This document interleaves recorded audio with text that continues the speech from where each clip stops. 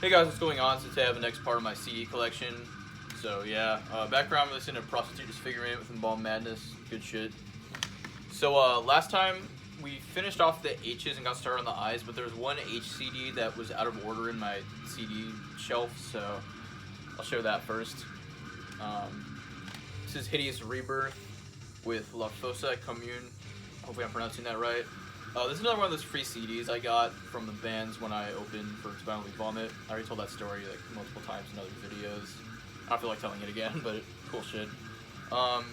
Really good album, kind of groovy, sort of brutal death metal, pretty unique, kind of more modern sounding. It's put out through Gorehouse Productions. I've only listened to this one a handful of times, but I remember it being very good. Yeah, there's the disc, you know. Yeah, cool shit. Cool band name too. Kind of reminds me of the Gorgasm song, Horrendous Rebirth. But yeah, Hideous Rebirth, La Fossa Commune. Check it out. So next up is a CD I got for free from a Discog seller. And I thought it would be fucking horrible, going off of like the cover art and everything, but I listened to it like once, and I vaguely remember it being very good. This is Indignacion with La Gonica Naturalizia. I can't speak Spanish for shit. This artwork and everything looks atrocious. This looks like it would be some really bad like deathcore or something, but it's not. It's like kind of like first wave, like thrashy, like black metal-y stuff, and it's got some like really like melodic sort of stuff going on. I should probably listen to this again, but I remember it being very good. But yeah, female vocal is also very like kind of reminds me of like old Sepultura a little bit. I don't know. But yeah, this is some really cool shit. It's better than I thought it would be. But yeah, if you're into that sort of thing, check this out. I need to listen to this again. I kind of forgot what it sounded like, but that's what I remember it sounding like.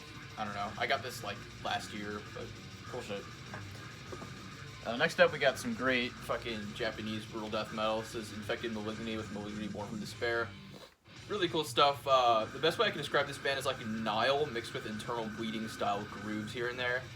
Blasty, technical, brutal death metal, but they know how to slam as well. So really cool stuff. I love the cover art, really abstract, really cool looking. Came out in like the mid-2000s, Unmatched Brutality. You know how in the last video when I showed the Gorvin CD, I was talking about how in every Japanese brutal death metal band, there's always at least one dude wearing a Trading Pieces shirt? Case in point, right here. It's so funny, I don't know. But there's the disc. Really cool stuff. The only gripe I have with this band really is the vocals are kind of mid. They're not bad vocals, but they're just kind of backgroundy. But nonetheless, it's a very solid album. Infected Malignity, Malignity Born from Despair. This is the only thing they ever put out, actually, besides like a deathcore EP they did after, which I've actually never listened to, so I don't know if it's good or not. But definitely check this out if you're into, you know, technical, blasty, brutal death metal. Pretty unique stuff. So yeah, Infected Malignity, Malignity Born from Despair. Next up, this is like the only album I like of this style. This is Ingested with Surpassing the Boundaries of Human Suffering. I'm not huge on like slamcore. I'm not like the pickiest with like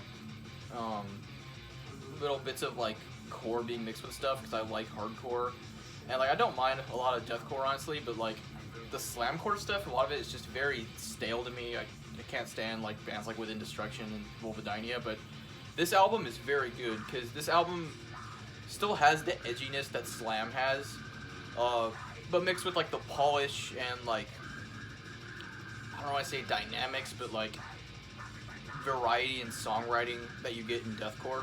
But yeah, really good stuff. Super fucking heavy. I know not everybody will like this, and this is kind of heresy, being like a brutal death metal fan, but I really like this album. I saw these guys live, and they were like doing an anniversary tour for this album, and they played, I'm pretty sure they played like mostly songs from this album and then like one or two new songs. And yeah, this shit's good. I can't get as much into their other stuff. It's not bad, just doesn't do much for me. But this album rules. Skinned and Fucked, of course, is classic. Like the first 4 songs here are the best. My favorite is Intracranial Semen Injection. Really sick lyrics on this album too. Just as offensive and edgy as any like, you know, like Devourment, older slam bands. Really cool stuff though. I think this came out like 2008 or 2009. But this is the remaster. I actually think the remaster sounds better. Really clean sort of production does this style justice, in my opinion, because it makes it punchier, you know. Yeah, I really like this album. It's a very good listen every once in a while. Ingested, Surpassing the Banners of Human Suffering. Next up, we got another CD that I got as a freebie when I ordered something from Eminent Sounds. This is a Nominate. I'm pretty sure it's just like a single or like a promo. Really cool band. I'm actually playing a show with them in like 2 weeks, which is really cool. But yeah, really blasty, technical, brutal death metal, which is my favorite style of death metal in general, so naturally this is up my alley. Yeah, definitely go check these out and show them some support. Really cool stuff. The Nominate. Next up, I've got the first two Insidious Decrepancy albums.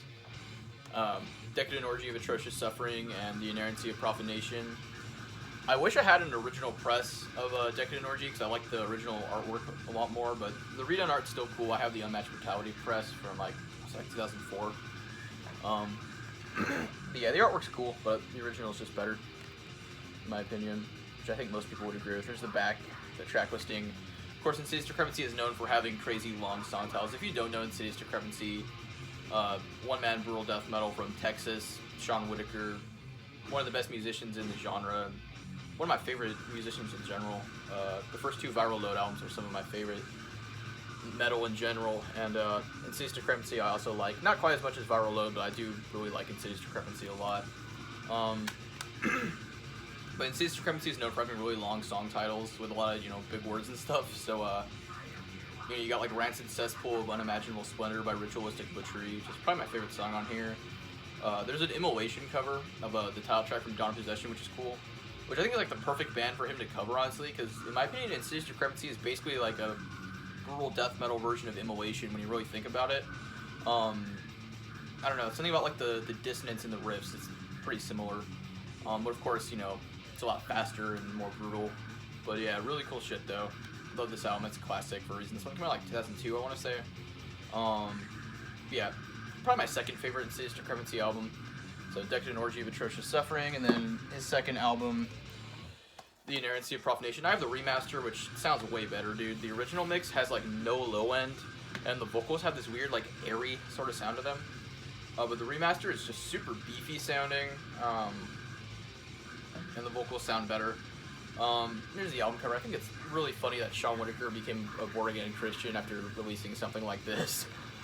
This one is my favorite because it's like the chuggiest. It's not necessarily slammy, but it's got like a sort of like, it's chuggy, but it's like technical at the same time. I don't know how to explain it. Like the rhythms are really confusing in like a cool way. But my favorite song on here is ironically the one with the longest song title. Surreptitious misanthropy, voraciously consuming rationality, thus invoking dormant sociopathic desires. It's a funny long song title. But this album, it's a lot chuggier than Decadent Orgy of Atrocious Suffering. His vocals, there's a lot more lows, but he still does those highs, which kind of remind me of Jason Netherton from fucking Dying Fetus. But I was gonna say, there's also some like kind of melodic, like proggy sounding trem riffs that remind me of like late era death, like in Befouling the Adoration of Christ. There's one. If you've heard it before, you know exactly what I'm talking about. But really cool shit though. If you're gonna buy this album or listen to it, definitely go for the remaster. Which I know that sounds fucking sus as hell because remasters are usually bad, but this is a case where a remaster actually made an album like a million times better. I think this one came out in like 2005, I want to say, maybe even later than that, I don't know. But yeah, really good. I need to get the third Insidious Decrepancy album. It's like something Omniscient Decrepitude or something like that, I don't remember. But yeah, it's a pretty cheap CD, I need to hop on that. But yeah, really cool stuff. My favorite Insidious Decrepancy album, The Inerrancy of Profanation.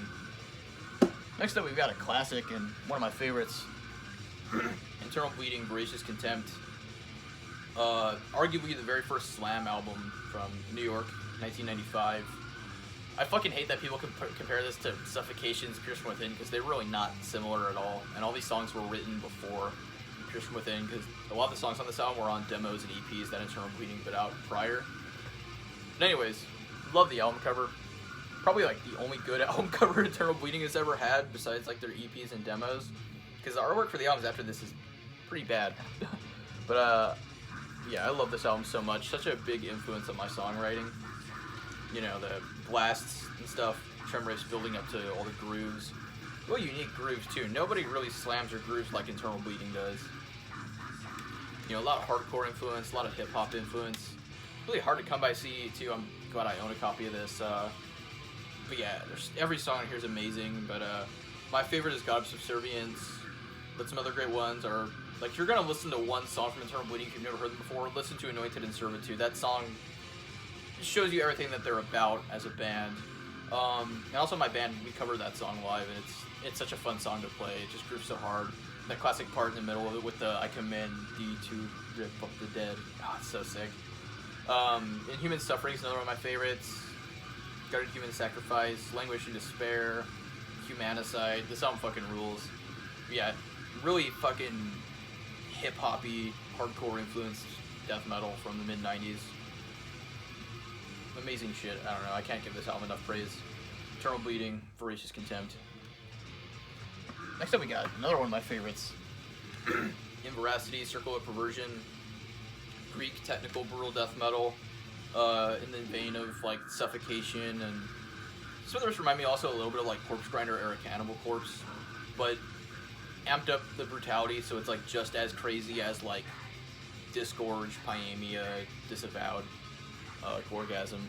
Really cool shit though. This is my favorite brutal death metal album cover actually. It was taken from this Italian horror movie, I want to say. It was like called like House of the Scorpion or something. I've never seen the movie because I can't find anywhere to watch it, but this is from the poster. And I don't know, it just really captures the energy of the music on here. It's, you know, just straight to the point and cutthroat and really in your face and ugly sounding. But yeah, this album just has this really confrontational sort of sound to it. I love the guitar tone on here. This is also my favorite production on a brutal death metal album as well. The bass tone is just really clicky. Drums sound great. Really creative drum fills on here as well, I might add. Vocals are pretty unique. They're not the lowest ever, but they're very unintelligible. Fucking lyrics on here are absolutely brain dead in the best way possible. I mean, the song title is like Fist Fuck Sodomy, repulsed by vaginal reek, ejaculation or mutilation. You know what the lyrics are going to be about going off of that. Yeah, I think this came out in like the early 2000s, like 2000 or 2003 or something, maybe in 2001. Yeah, this is the best thing they ever put out. And one of the things I love about this album is there's such short breaks between songs. Like, there's no samples. And this, I don't know, if you listening to this for the first time, you won't even be able to tell a difference between songs. Although there is some variety between like the song structures on here. Like, you've got a few slower ones. Like Unconscious is a little more mid-paced of a song, which is cool. 11's a more groove-based song. My favorite on here is Fist Fuck Sodomy. That song has such a great pinch harmonic riff. I can talk about this album all day. It's one of my favorites. But yeah, Inveracity, Circle of Perversion, shit rules. Then I have their second album, which is the last thing they put out, Extermination of Millions. This one's not as good as Circle of Perversion, but it's still solid. You know, it still sounds like Inveracity. Production's not as good. The songwriting, I feel, isn't as memorable. It feels a little more meat and potatoes, but it's still good. Big downgrade on the artwork though. I've never really liked the album cover for this one very much. It just doesn't make me want to listen to it. This one was put out through Unique Leader. I think this came out in like 2007. I know the band like was on hiatus for a little while between albums because they had to join like the military because they were drafted. But it still sounds like their last album, but like I said, it's just not as visceral to me. I don't know.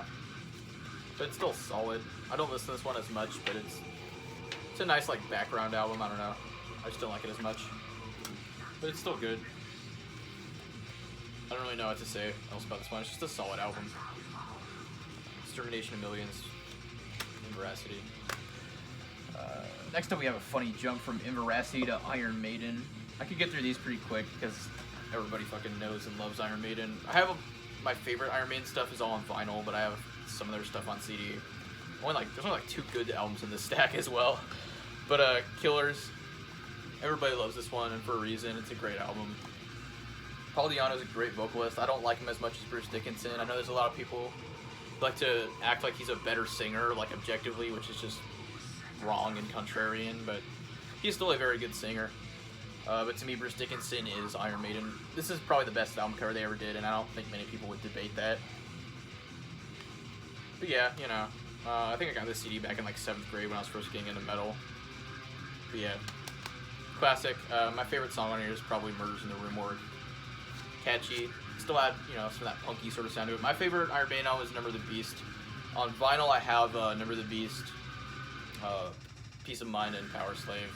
I'd say those three are actually probably like the best. It's actually not really. I forgot this self-titled. I like it's probably my second favorite, but or probably my third favorite. I'd say Power Slave is my second favorite, but yeah, classic.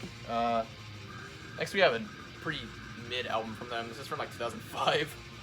Matter of Life and Death. This album has like one good song. These Colors Don't Run. Other than that, I don't care about this album. It's boring. Unless you're like a hardcore Iron Maiden fan, then you don't really have a reason to listen to this. I don't know. I got this CD used for like $5 when I was like 12. I don't know. Matter of Life and Death.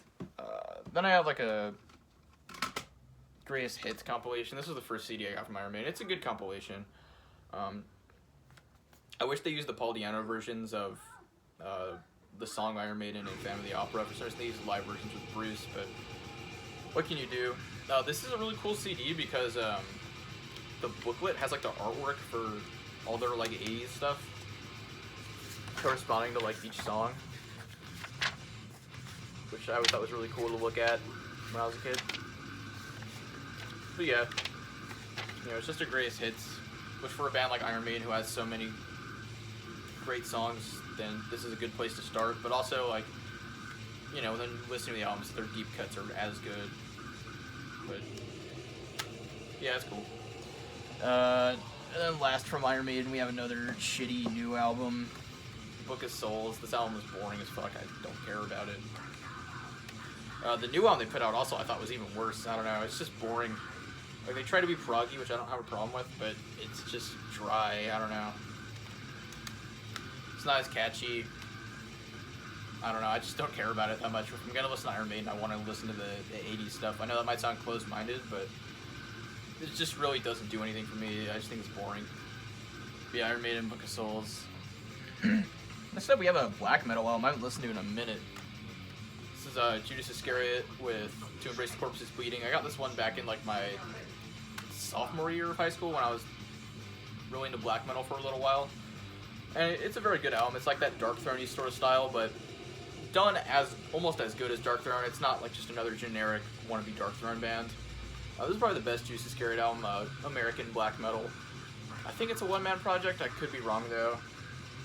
I haven't listened to this in quite a while, but the best songs on here, from what I remember, are In the Valley of Death, I Am Their King, and With Lust and Murder for a Drink. Those songs have great fucking riffs. Yeah, if you like black metal, you'll probably like this album. There's not much to not like about it. Great album. So yeah, Judas Iscariot, To Embrace the Corpses Bleeding. Next up, we got Jungle Rot with Skin the Living. Solid meat and potatoes death metal. I'd say they're like Obituary, but arguably a little better. Or they're like a more brutal version of Obituary. It's like Obituary meets like Skinless or something. Cool stuff. I don't listen to this one that much, but it's solid. Solid, you know, meat and potatoes, groovy death metal. Not quite brutal death metal, but it's a little more brutal than your average regular death metal band, from what I remember. But yeah, Jungle Rot, Skin the Living. I think this is an original press too, which I know is a little harder to come by, which is cool. But yeah, cool stuff. I like the cover art as well. So yeah. Alright, next up we have a pretty good slam album. Cranium, 10 Sickening Acts of Perversity. Reissue put out through Gorehouse Productions with the redone art, which the redone art's neat, but I like the original shitty CG art a little more. But yeah, you know, Meat and Potatoes Slam. Came out in 2007. Sounds like it came out in 2007. I love that style. It's so fun. Midget Fucker. That song is so good and one of the best slam songs probably ever written. Rest in peace, Martin. Great fucking vocalist, of course. Another really good one on here is Human Flesh Devourment. Pentagrandma. Funny song title is another one. Obviously, these guys don't take themselves very seriously, which is a fun thing. You know, I like that about mid-2000s, or like probably late 2000s slam, is you know, the bands are like brutal as fuck, and their music doesn't necessarily sound goofy, but the lyrics and stuff are just funny. I don't know. That's something I kind of like. I like more serious brutal death metal more, but I don't know. There's some sort of charm in it. It's very like juvenile. Yeah, it's a fun album. My favorite Cranium album is the second one, The Art of Female Sodomy. I really need to get that one, but yeah, this one is very good though. I don't know why I forgot the album title. 10 Sickening Acts of Perversity. Cool shit. I need to get more stuff from them. Next, we have a bunch of Kiss CDs from... I had a phase like during like a summer one year when I was really into Kiss. I have like the... I don't really have any of their like legit full lengths besides one, which is not very good, which we'll get to. But I have like the Alive box set. It has all 4 of the live albums. And of course, you know, Kiss is a great fucking... I guess you could say classic rock or hard rock band, whatever you want to call them. This is a cool box set. My favorite's probably the first one, and my favorite full length from this is probably the self-titled. You know, just catchy, good rock songs. There's not much I need to say about Kiss. Cool stuff. This next album fucking blows. Sonic Boom. I got this also used when I was a dumb fucking 11-year-old. This album sucks really bad. I remember buying this CD because I saw it came with like a greatest hit CD, and I was like, oh, cool. And then I got home and I listened to it, and it was re-recordings of like all their hits, which, you know, if you know what they sound like now, yeah, no. And there's also like a live DVD. Yeah, and the album itself is horrible. I think this is like a newer album from them. Yeah, nah, this shit sucks. And you know this album's bad when they had to pack it with a fucking bonus CD and a DVD in order to sell it. Yeah, this album's horrible. Kiss Sonic Boom. Not the proudest thing I own in my collection. I really only keep it for nostalgia reasons because I got this when I was a fucking little kid, but yeah, it's all the stuff I have from Kiss. Last up, this is another band I don't really listen to anymore. This is Creator with Love Us or Hate Us, the very best of the noisiest. It's just a compilation of old Creator. You know, Creators of, back in the 80s at least, they were a great thrash band, but I don't really care about them that much beyond that. My favorite album from them is probably their third one, Terrible Certainty. It's a really underrated album, but of course Pleasure to Kill is great, Extreme Aggression, the first album, Endless Pain. Anything after Extreme Aggression is boring to me. I don't care about Coma of Souls, and their new stuff is fucking girlfriend metal. I don't know. There's a lot of stuff I'm talking about that I really don't like in this video. But this is just kind of a weaker part of my CD collection at this part that we're at. I don't know. But yeah, what can I say? I don't know. Creator's cool.